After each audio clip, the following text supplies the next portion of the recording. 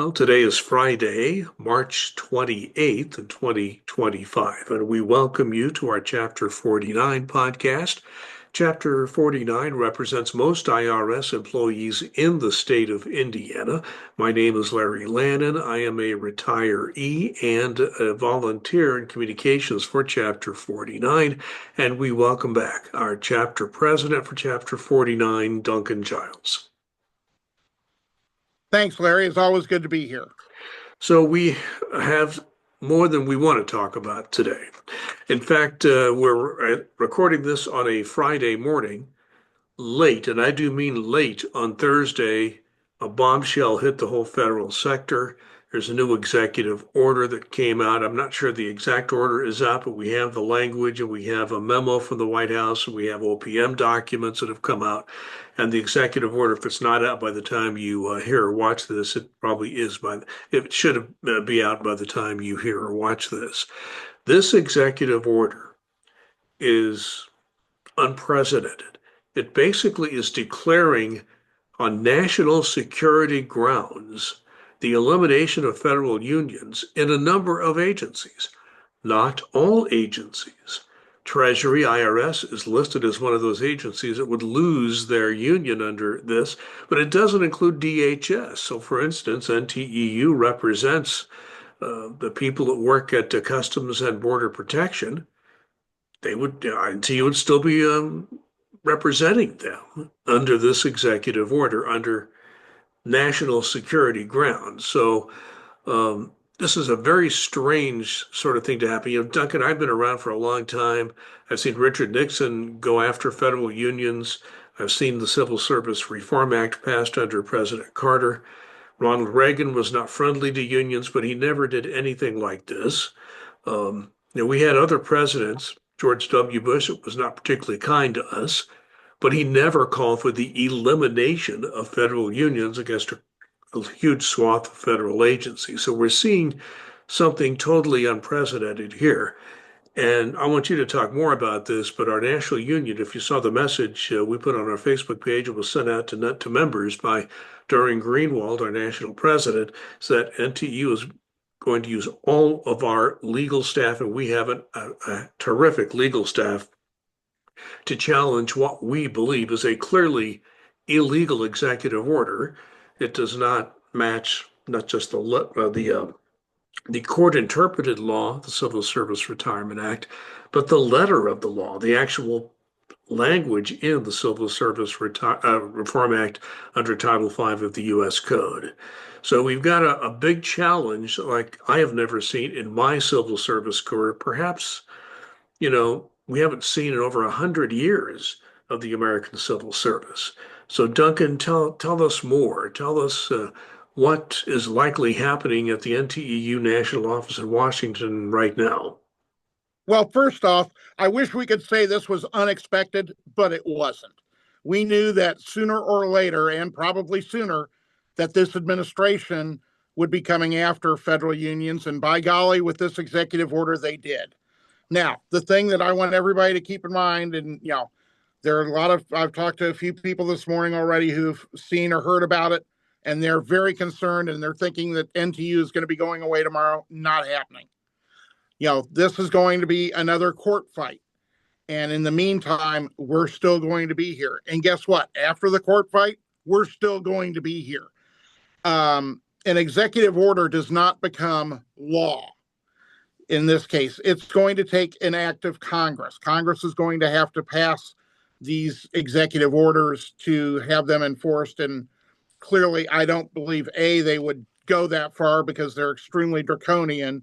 And B, I think this is just another shot across the bow from this administration to try and remake the federal workforce in the image that they want, which is understandable. Every administration comes in and says, okay, I want to change the workforce in this way or that way and try and, do some things with it. But the way to do this is not to sit there and, if you want to get money from the piggy bank, you don't sit there and take a vehicle and run over the piggy bank to get the change out of it. And that's essentially what they're trying to do, is just totally wreck not only the unions, but the federal workforce as a whole. And you're seeing some of these things in the court cases that are coming up, and you will continue. So this is something that NTU is prepared for, is ready for, will be fighting. And we need everybody to jump in and do the same thing, fight with us, because this is a fight for everybody's livelihood. If you don't have these protection of the federal union, NTEU, that represents 37 different federal agencies, and there are other unions that represent other governmental agencies. If you don't have these unions, then they can basically come in and do whatever they want to employees, basically make them at will almost, things of that nature. There are so many different things they could do to them. You know, your supervisor doesn't like what your clothes you're wearing today. Okay, you're out. You know, those types of things where when you have a contract, a collective bargaining agreement, and those are basically things that are agreed to by both parties, management and the union as representative of the employees. If you don't have those types of things, management is going to have free reign. And if they're getting orders from on high to eliminate the vast majority of employees, they will follow those types of orders. So this is not a good thing at all, but nothing is going to happen overnight. And rest assured, we will be fighting this. No, I've said this before and I'll say it again. And I think at a moment like this is where NTEU shows how strong it is. NTEU is not the largest federal union, but I believe, and I still believe, I've always believed this, we still have the best legal staff in the federal sector by far. We may not be the largest, but we have always concentrated on using the legal system to represent and do the best we can for the members of our union. And it has been a very successful strategy. And I do believe at a time like this, you really need the best legal staff you can possibly have. And just to kind of dovetail on something else you said, we're not the only federal union, we're not even the largest, but since we have such a great legal staff, although we have our arguments with some of the other unions at times, uh, we do know when to come together. We have come together with AFGE. We have come together with NEFI, there's several other smaller ones. And we're willing to come together when we have something around which we can unite. And we can definitely unite around this. But I can tell you one thing, the NTEU lawyers often take the lead in issues like this. And when it goes before the courts, you want the best lawyers you can get. Absolutely. And we've got a head of general counsel, a lady named Julie Wilson, who is extremely sharp. Our head of field operations for our lawyers in the field, Dan Casper, who's been a guest on the show a couple of times, very sharp. Our director of negotiations, who can speak to everything that's in the collective bargaining agreement extensively, Ken Moffat, who's also been a guest on this program.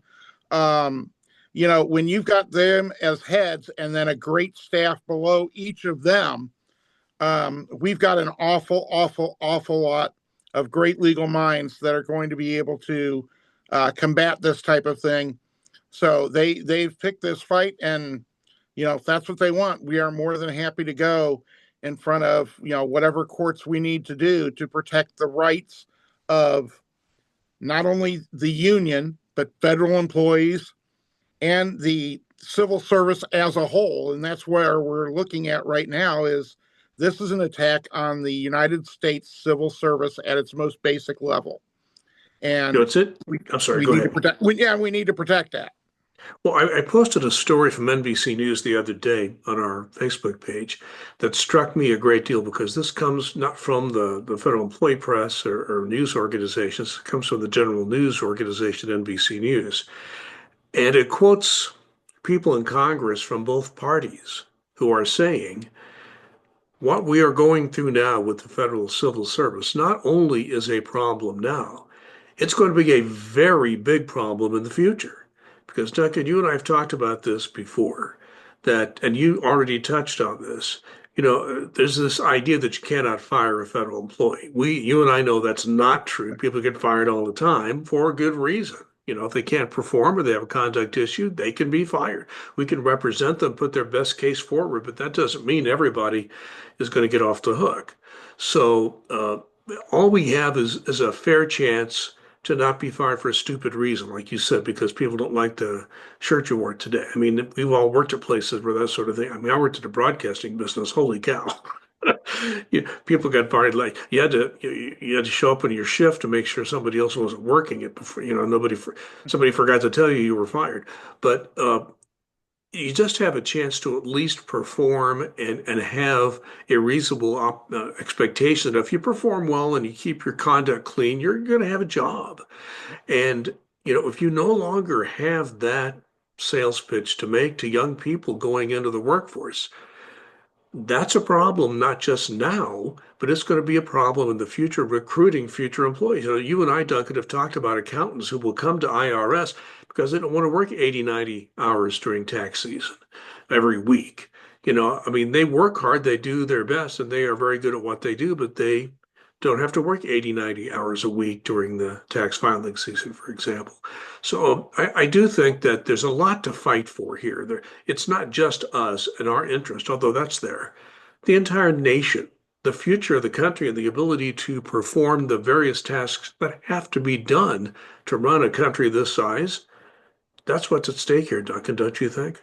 I absolutely wholeheartedly agree with you 100% because, like I said, when these types of things happen, it's everybody, not just we're talking about taxes. We're also talking about, how things are run on the border, how things are run, in regulatory commission issues, in, banks with the FDIC or in credit unions with the NCUA, with the parks for forest rangers. I mean, it just, the possibilities are just huge in what federal government touches and helps the American public in everyday life.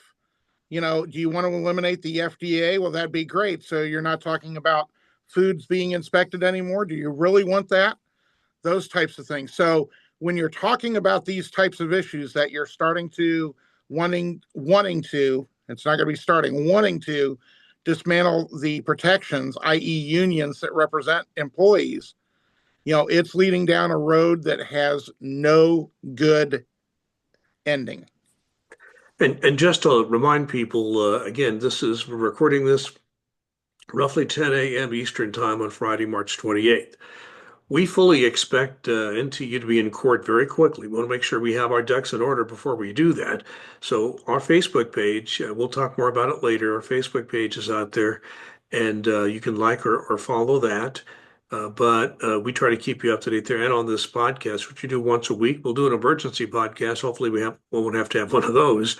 That something pretty big has to happen for that to occur because of Duncan and I and our schedules and so forth.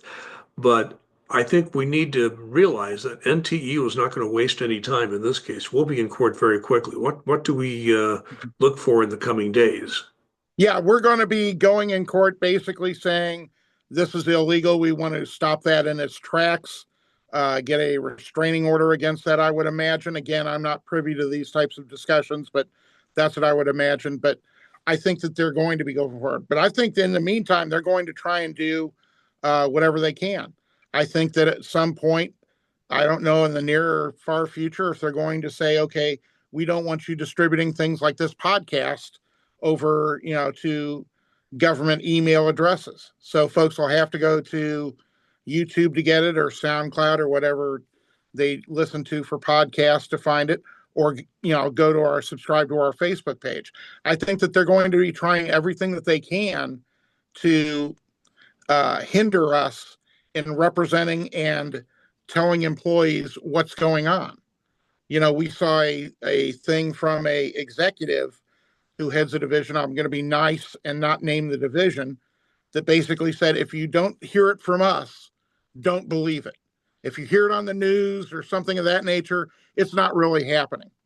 Well, that's one of the things that you hear in, basically third world countries, things of that nature, where they're saying, okay, if it's not coming from us, it's don't believe it. You can't. Well, you know what? A free press has a role in this. They have to bring things to light. That's why we do this podcast, is to bring information, to give folks out there that are listening and viewing, to know what's going on, whether we know it as fact or hearing a rumor, things of that nature. We want to give you the information that we have so you can know what's going on. And I think that's a large part of what they're trying to stifle right now. Yeah, Duncan, two quick comments on that because that's a very good point. First of all, when you tell people only to believe official sources, the problem with IRS is the official source is telling you something different every other day. So when it changes all the time, it's a little hard to have credibility. But if you've ever talked to anybody who lived during the Soviet era in Russia and the Soviet Union, all that encompassed that more than Russia, people watched Soviet TV, but they never believed it. They knew it was propaganda. They knew it was just whatever the government wanted to give them. And there was a kind of a rumor mill that went around before there was an internet or technology. In the Soviet Union, you had to have a license to have a copying machine in the Soviet era. There was just like this rumor mill that went around, or people try, and so a lot of false stories got started, but they didn't believe official stories. I'm not saying IRS is lying to it. What I'm saying No, is the official sources are not always as accurate. And we do think outside sources are valuable.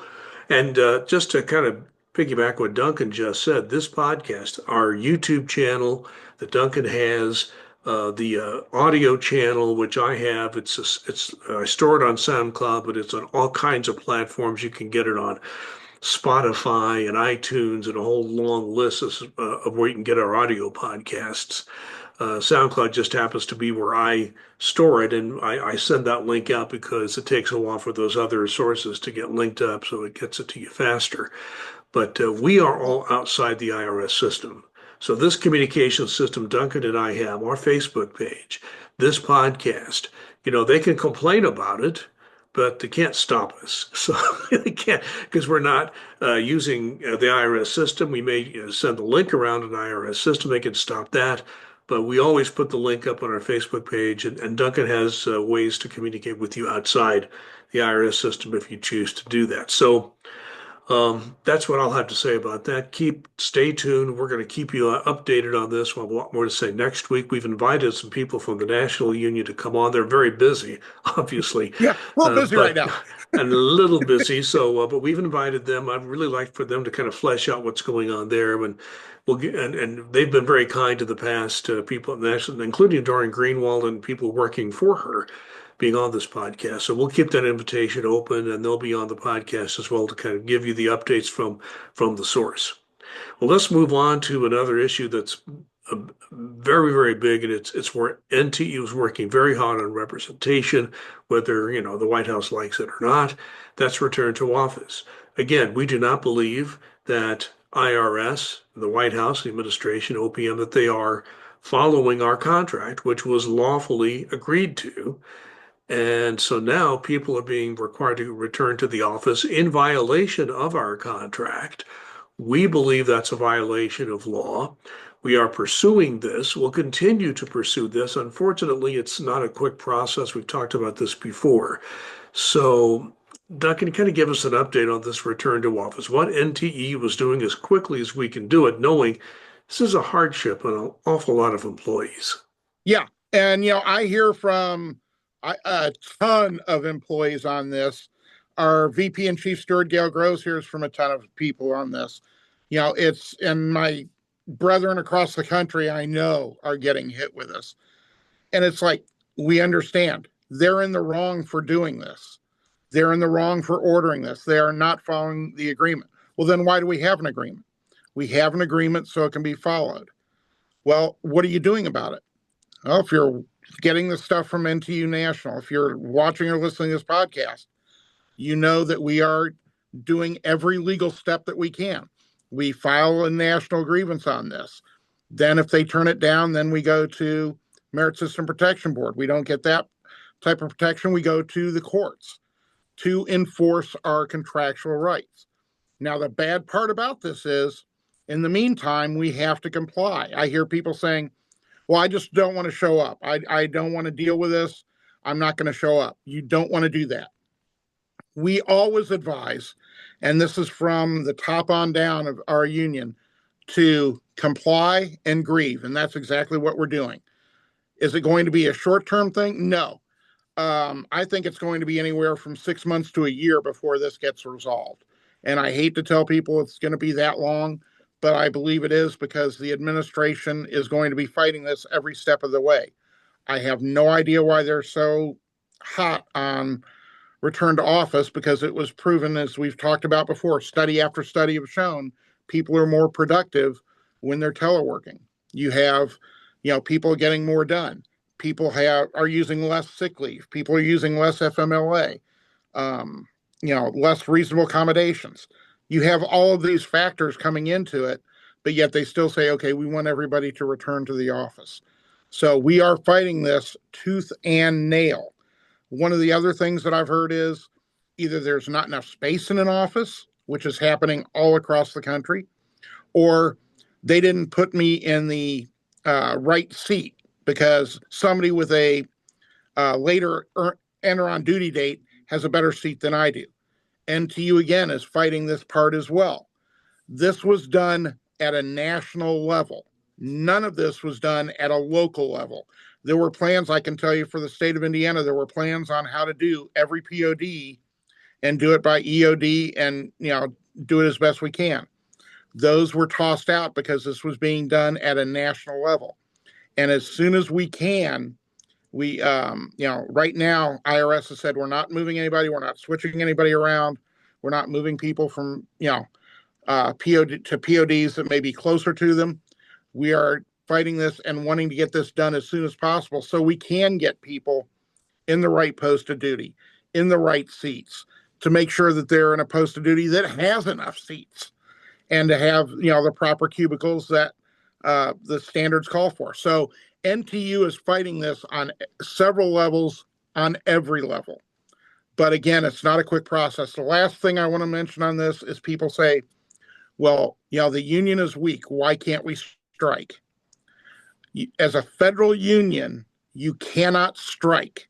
This did not work out well, as we've talked about before, for the air traffic controllers under President Reagan. They were all fired. All of them fired. So you cannot strike.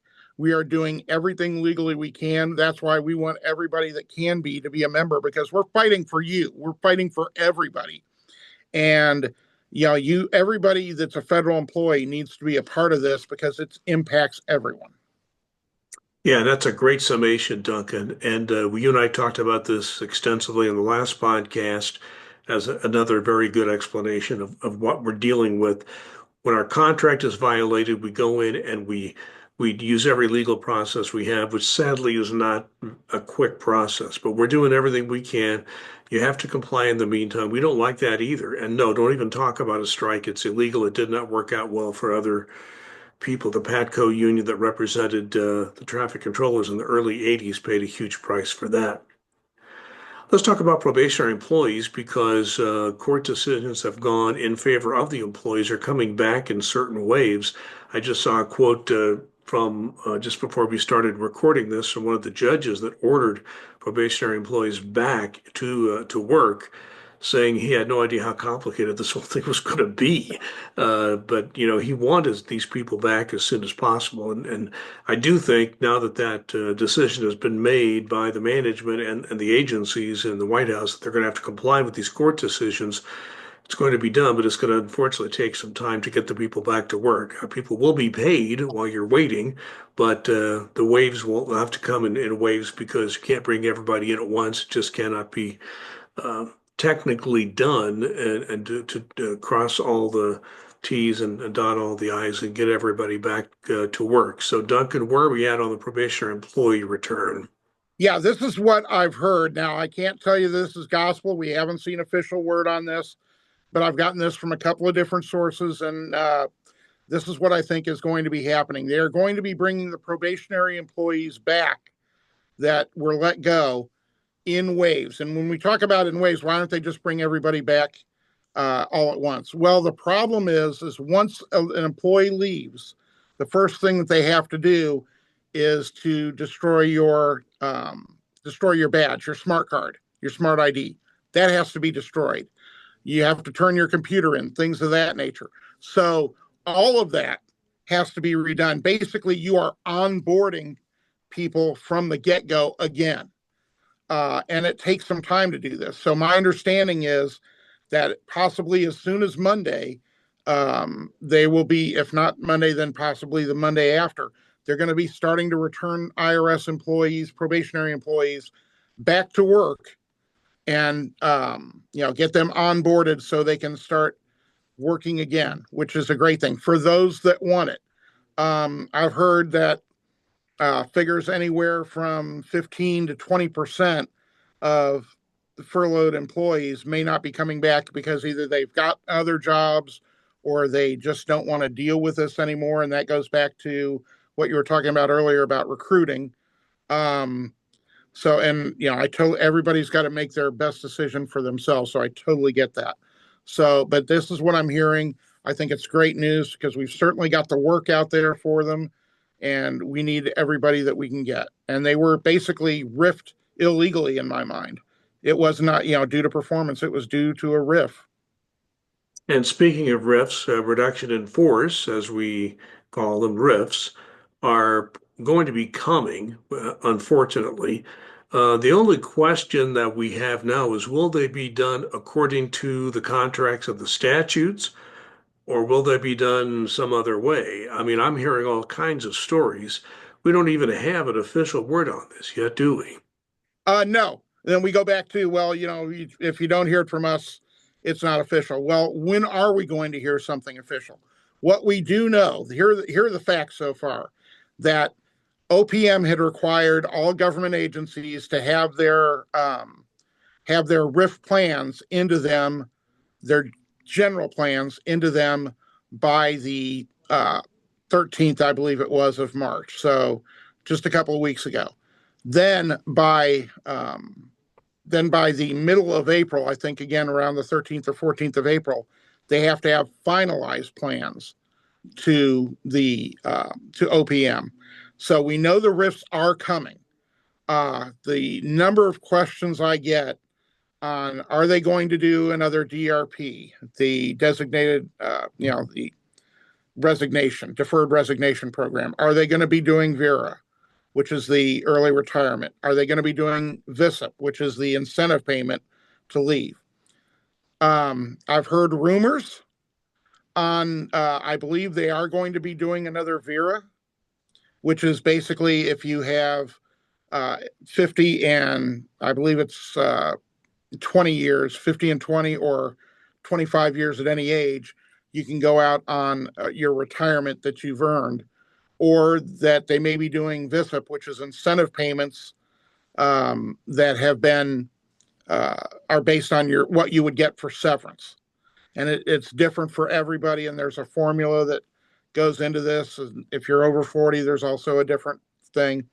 So we've heard that could be happening with that. VERA, I'm pretty confident of. VISIP, I think, will also be happening. I've also heard that when these do occur, you're going to have a very short time frame, possibly as long as, and I know this doesn't sound like, as long as a pay period, but it could be much shorter than that.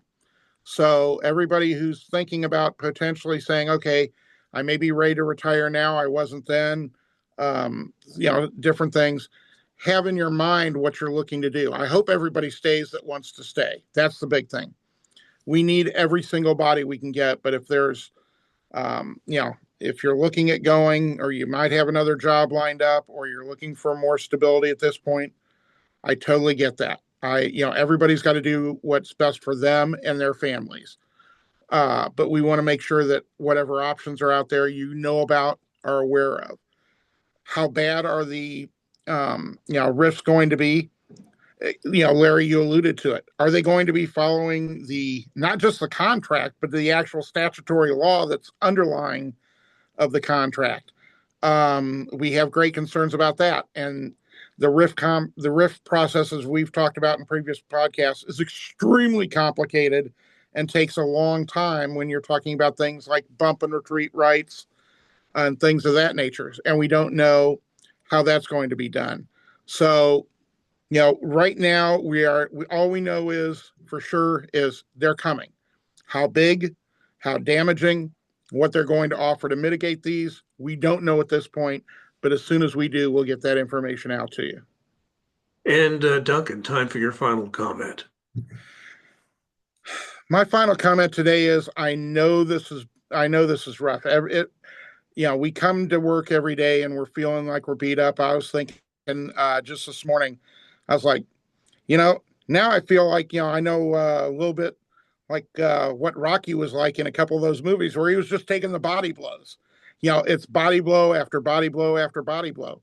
But you know what you do? You counterpunch. And that's exactly what NTEU is doing. We're standing up, we're counterpunching, we're doing what needs to be done. And that's what you need to do as an employee. You need to stand strong, say, okay, I can handle this. We're going to fight this. NTU is fighting for me. I'm going to be there with them, doing what I need to do, contacting your congressperson, your senators on your own time and on your own equipment. And that's very easily done through things like, the ntu.org website. It has stuff that'll help you out immensely with that. And it's very easy to do. But we need to be there for the fight. And, I know it's a lot of body blows, but this is what it's going to be. Yeah, but Rocky normally won, didn't he? Yes, he did. In the end, things were tough, but he won. Even in the first movie, he didn't win the bout, but he went the distance, right? Which was his whole goal. So, Adrian, we did it. Yeah, there you yeah, go. there you go, Duncan. On my final comment, just to kind of dovetail what Duncan said and flesh that out a little bit, this is the time, I think, to stand up and fight for the American civil service system, which we're all a part, or in my case, I was a part of for 28 years before my retirement. This is a time to have all hands on deck. We're under attack by people who have wanted for years to eliminate federal unions and the whole civil service system itself. As a retiree, I am not going to be taking this lying down. Duncan and I are going to continue that fight.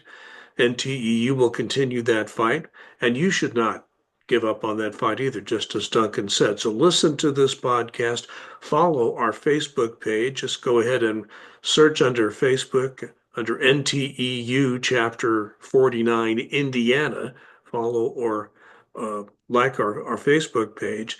NTEU will be fighting right there with you. It's time to unite and defend our system of civil service that, frankly, has been the envy of the world. And for that, I say thank you for watching. Thank you for listening. We appreciate you've taken time out of your busy schedule to watch or listen to this podcast. You heard Duncan Giles, our chapter president. My name is Larry Lannan. We thank you for watching and listening. Please be safe and be kind.